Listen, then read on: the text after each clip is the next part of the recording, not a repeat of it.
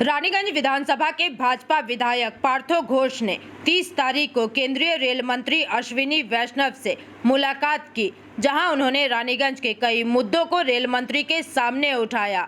इस बारे में पार्थो घोष ने क्या कहा है, आइए सुनते हैं। আপনারা জানেন যে আমি মাননীয় রেলমন্ত্রী অশ্বিনী বৈষ্ণব মহাশয়ের সাথে দেখা করে আমি বিশেষ করে যে রেলের যে উচ্ছেদ প্রক্রিয়া চলছে আমাদের পুরনমল, তারপরে আমাদের লায়ক বাঁধ, অন্ডাল স্টেশন সংলগ্ন এরিয়া, এগুলোর উপরে আমি বিশেষ করে জোর দিয়েছি। আমি বেশ কয়েকদিন আগে আমি একটা প্রোগ্রাম করেছি আপনার লায়ক বাঁধে, সেখানে বলেছিলাম যে আমি 30 তারিখে অ্যাপয়েন্টমেন্ট চেয়েছি মাননীয় রেলমন্ত্রীর। উনি যদি অ্যাপয়েন্টমেন্ট দেন আমি তাহলে নিজে এসে দেখা করব।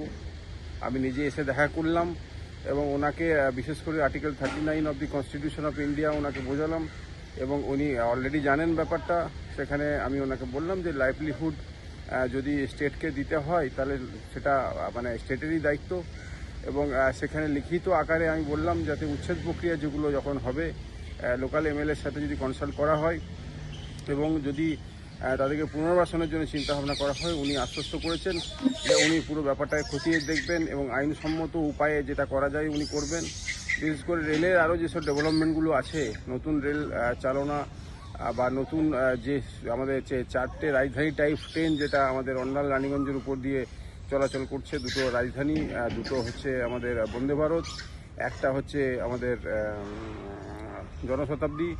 তো এই ট্রেনের স্টপেজ এবং নতুন ট্রেন চালানো, নতুন রেল লাইন সম্প্রসারণ, বিস্তারিত ওভারব্রিজ যেখানে হয়নি সে ওভারব্রিজ বিস্তারিতভাবে ওনাকে লিখিত আকারে আমি দিয়েছি। উনি পুরো ব্যাপারটাকে খতিয়ে দেখার জন্য আশ্বস্ত করেছেন।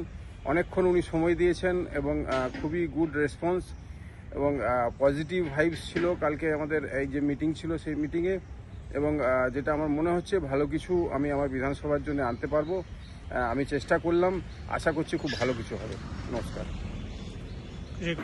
रानीगंज से सम्राट दास की रिपोर्ट, पीवीटीवी न्यूज।